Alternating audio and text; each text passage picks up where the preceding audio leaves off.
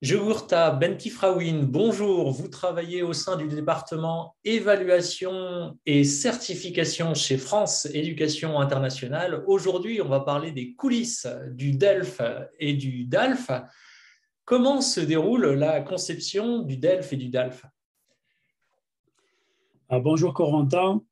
La conception du DELF et du DALF, c'est un vrai travail d'équipe. Il y a plusieurs intervenants. Il y a bien entendu les ingénieurs pédagogiques du bureau des diplômes.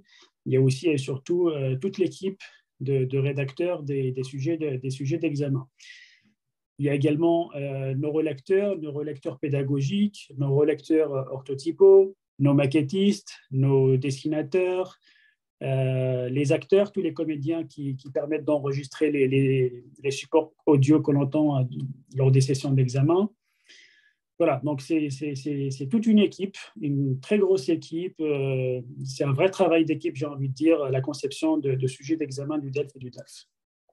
Et pour vous donner une idée sur la durée de tout ce travail, de la première étape qui correspond à la commande, donc au lancement de la rédaction de ces sujets, de ces épreuves du DELF et du DALF, à la dernière étape, qui est donc l'arrivée du sujet dans le centre d'examen, il faudra compter environ 7 à 8 mois, je pense, minimum. À quoi faut-il prêter attention pour garantir la qualité des sujets? Il y a beaucoup de choses, il y a beaucoup d'éléments. Il y a la charte déontologique que nous devons respecter. Il ne faudra pas que les candidats, que le contenu des épreuves puisse heurter la sensibilité des candidats. Ces derniers sont là pour passer un examen de français, un examen de langue, et ne sont pas là pour être blessés par le contenu de nos sujets. Donc ça, c'est très, très important. C'est un point extrêmement important lors de la conception des sujets. Il y a également, pour les supports, le niveau linguistique qui doit être adapté au niveau visé.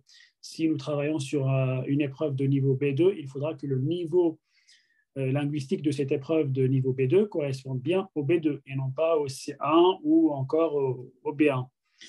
Il y a également, il faudra que le support puisse être représentatif de ce que pourrait entendre ou lire le candidat dans la vie réelle. Donc, il y a tout un ensemble d'éléments lors de la sélection la sélection des supports. Il y a également un certain nombre d'éléments pour la rédaction des questionnaires. Et là, je pense notamment à l'indépendance des différentes questions. Que la question 2, par exemple, ne puisse pas apporter d'éléments de réponse à la question 1. Ou encore il faudra également que les questions puissent être posées sur des éléments pertinents du support et que les choix de réponse ne présentent aucune ambiguïté pour le candidat. Alors, il y a tous ces éléments que j'ai cités et j'ai certainement oublié plein d'autres éléments, mais ce qu'il faudra également savoir, c'est que ces sujets sont prétestés. Ils sont vérifiés, et on vérifie leur qualité, la qualité des supports et des questions lors des épreuves d'entraînement qui prennent de plus en plus d'importance aujourd'hui. Et ces épreuves d'entraînement nous permettent de voir si, par exemple, la question 1 correspond bien au niveau B1, si c'est un sujet de niveau B1. Et également de vérifier si la question 1 est plus facile pour les femmes que pour les hommes, ou l'inverse, est plus facile pour les personnes qui sont en Afrique que pour les personnes qui sont en Asie. Voilà, donc c'est à ça aussi que servent également les épreuves d'entraînement. Est-ce que le métier de concepteur comprend aussi des activités annexes? Alors oui, il y a des activités annexes et je pense notamment à l'habilitation d'examinateur-correcteur. C'est très important d'être habilité examinateur-correcteur et de participer aux sessions d'examen pour voir ce qui fonctionne bien dans les sujets du DELF et du DALF et ce qui fonctionne moins bien pour corriger lors des prochaines conceptions. Moi-même, je participe souvent aux sessions d'examen. Le métier de concepteur, on va en parler. Il y a sans doute des étudiants, d'autres professionnels de l'enseignement du français qui regardent la vidéo. Quelles sont les qualités nécessaires pour exercer ce métier de concepteur du DELF et du DALF?